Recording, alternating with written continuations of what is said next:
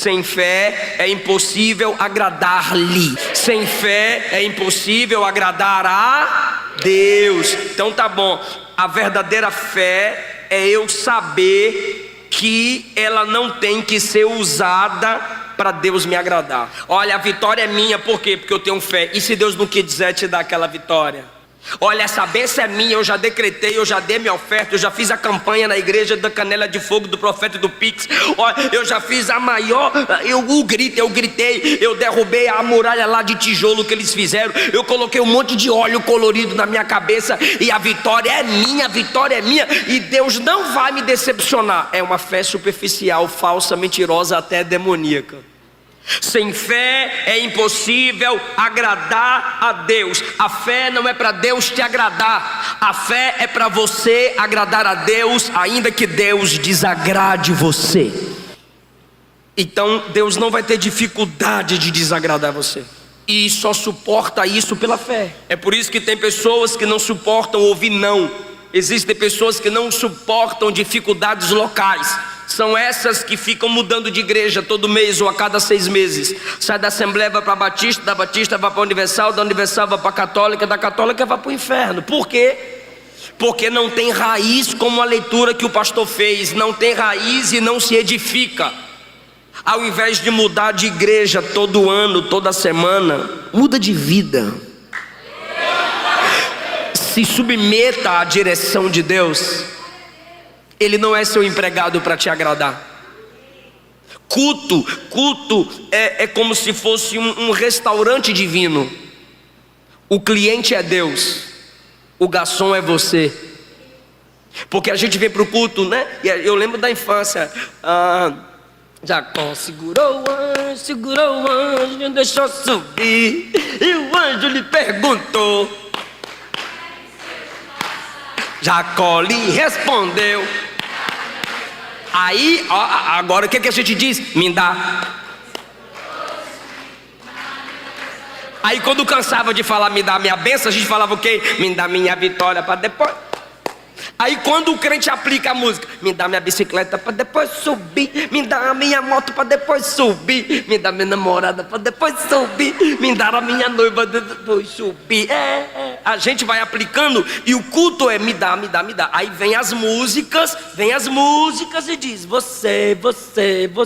Ontem eu vi a propaganda de um carro, eu não lembro a marca, mas eu lembrei dos cultos antropocêntricos. A propaganda mostra o carro bonitão, abrindo o teto solar, aí fala assim, ó, você pode. Assim como essa marca é forte, você também é forte. São as propagandas que vão dizendo que você é top.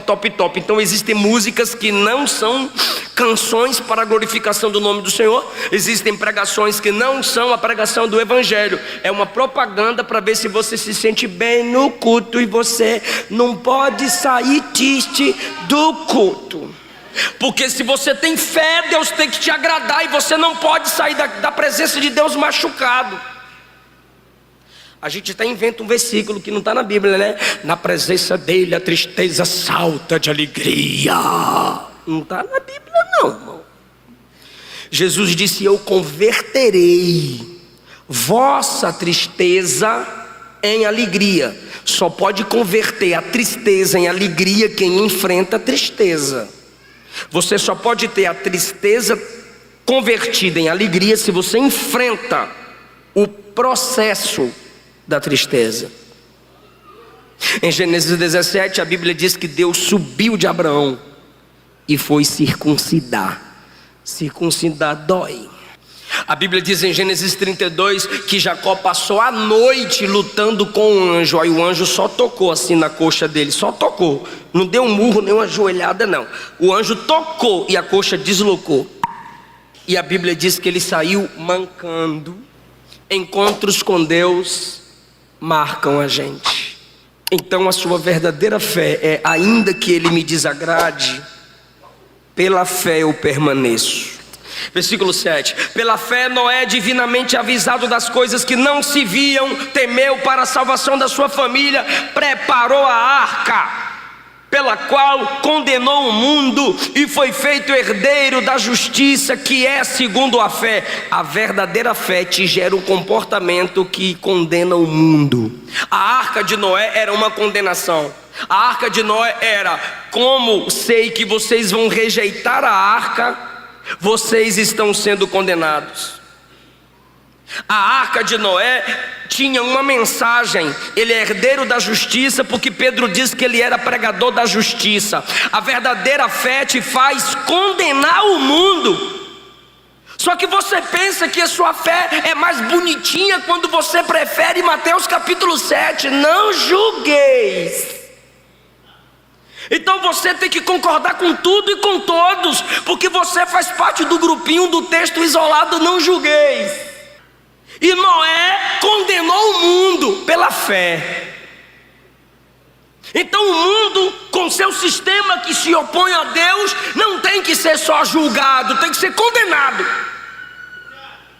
Efésios capítulo 5 diz que a luz condena as obras das trevas. Só que aí você vai concordando com tudo e todos, e quem começa concordando com todo tipo de opinião, daqui a pouco acha normal todo tipo de comportamento. 8. Pela fé sendo chamado, Abraão obedeceu. Porque a verdadeira fé é obedecer. Quem crê em Deus obedece a Deus. Um casal de namorados caíram na prostituição, na fornicação. Aí a consciência: tome, confessa, senão tu vai para o inferno. Aí procurou o pastor: pastor, nós queremos confessar o pecado. Aí o pastor disse: confessa, a gente prostituiu. Sério, e a gente está arrependido. Aí o pastor disse: tira a roupa e faz sexo aí na minha frente. Sangue de Jesus, pastor, está repreendido. Só faltou falar: sai Satanás. Como, pastor? Que nós vamos fazer sexo na sua frente, pastor? O pastor disse: por que vocês não vão fazer? Isso é uma vergonha. Que vergonha! Então vocês têm vergonha de fazer na minha frente, mas não tiveram vergonha de fazer diante dos olhos de Deus. Que fé é essa? Que te faz esquecer que Ele é Espírito, que te faz esquecer que Ele é onipresente e onisciente, que te faz esquecer de Daniel 2:22, Ele conhece o profundo, o escondido e as trevas, mas com Ele mora a luz. Provérbios 15:3, os olhos do Senhor estão em todos os lugares, contemplando quem é mau e quem é bom. Hebreus 4:13, todas as coisas estão nuas e patentes aos olhos daquele que devemos dar conta.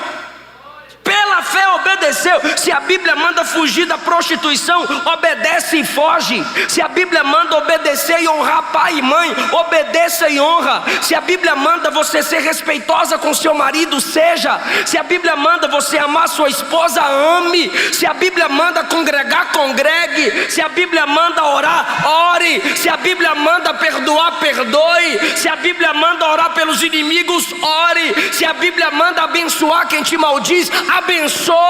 Se você tem fé, você obedece. Se você não obedece, sua fé é falsa, é rasa, é superficial. 9. Pela fé, Abraão ainda habitou na terra da promessa como em terra alheia. Está na terra da promessa, na terra de Canaã, mas para ele era uma terra estranha, morando em cabanas. Por quê que ele se comporta como se estivesse em terra estranha? Porque pela fé ele sabia que aquela não era sua morada eterna. A gente não consegue se comportar como estranhos nesse mundo.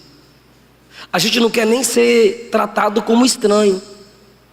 Não olhou para mim, não falou comigo. Essa vizinha nem olha na minha cara. Esse vizinho aí não gosta de mim. Não, meu bem, nem deu uma buzinada para nós, né? Olha lá, faz churrasco e nem dá um pedacinho de carne. A gente não gosta nem de ser tratado como estranho, quando a Bíblia diz que pela fé ele habitava na terra da promessa como se fosse um estranho. Eu acho interessante. É bonitinha. Aqui, ó. Caminhando eu vou para Canaã. caminhando eu vou para Canaã. Vocês gostam, né? Caminhando, o povo aqui é raiz. Para Canaã, glória a Deus, caminhando eu vou. Aí é linda a música, só que às vezes nós chamamos o céu de Canaã. E Abraão em Canaã queria o céu. E a gente chama o céu de Canaã. Canaã tinha muitos inimigos, irmão, e o céu não tem inimigo. É só amigo. Nós olhamos para o céu e chamamos de Canaã. Abraão estava em Canaã, na terra da promessa, mas esperava o céu. A fé te faz olhar para esse mundo, para as coisas dessa terra, e te faz até usar, mas depender não. Tudo aqui é passageiro. Por que ele se comportava assim? Como se estivesse numa terra estranha? Porque ele sabia que ele não era daquela terra. A gente tem que ser estranho. Jesus disse que o mundo, o sistema mundano, tá, gente, nos odiaria. Então alguém não te cumprimentar, alguém não ir com tua cara, alguém não gostar porque tu fala tanto de virgindade, alguém não gostar de tu porque tu fala tanto sobre casamento, porque tu fala tanto sobre santidade, porque tudo de você é Jesus, Jesus, Jesus, Jesus. Não, irmão, tu vai ficar deprê porque tem gente que não vai com tua cara, sendo que você é serva de Jesus. Você não é desse mundo. Jesus disse: o mundo amaria se vocês fossem desse mundo, mas vós não sois desse mundo. Abraão está na terra da promessa, mas olha o que diz o versículo 13: todos estes, Abraão e outros, morreram na fé, sem terem recebido as promessas, mas vendo-as de longe, crendo-as, abraçaram e confessaram que eram estrangeiros e peregrinos na terra. Oh, vocês são estranhos, somos estranhos, porque nós somos estrangeiros e peregrinos nessa terra. Versículo 14, eu queria que vocês lessem o 14, 1, 2, 3.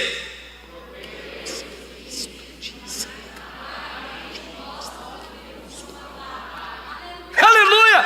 Os que isto dizem o que? Sou peregrino, sou estrangeiro, eu sou estranho, minhas vestes é diferente, meus pensamentos são diferentes, minhas falas são diferentes, minhas amizades são diferentes, minhas escolhas são diferentes. Eu tenho uma pátria melhor, eu tenho uma cidade melhor, eu não sou daqui. E aí, irmão, quando você se comporta como quem não é daqui, versículo 16, você está desejando uma cidade melhor, a cidade celestial, e Deus não se envergonha de você. Deus não se envergonha de você chamá-lo de Deus. Por quê? Porque Ele preparou para você uma cidade. Então, irmão, se a sua fé se baseia só para as coisas dessa vida, sua fé é superficial, sua fé não é profunda. Pela fé, Abraão ofereceu Isaque. Quando foi provado, aquele que recebera as promessas ofereceu o seu unigênito. Qual promessa? Eu vou te dar muitos filhos, farei de ti uma grande nação. Aí o cara chega e o filho unigênito, ou seja, no coração dele não tinha outro como Isaque. Deus pede e ele oferece. Mas que fé é essa que faz ele dar? Olha só, versículo 4, pela fé Abel ofereceu. Versículo 8, pela fé Abraão obedeceu. Versículo 17, pela fé Abraão ofertou.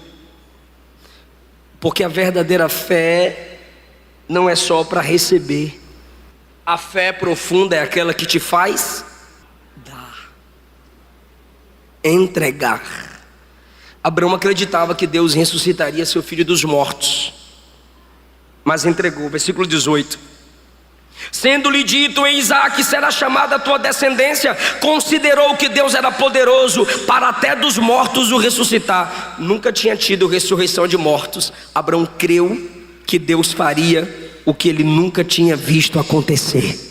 Tem muita coisa que eu ainda não vi acontecer, mas eu sei que o Senhor pode fazer, e eu creio que o Senhor ainda vai fazer na minha geração.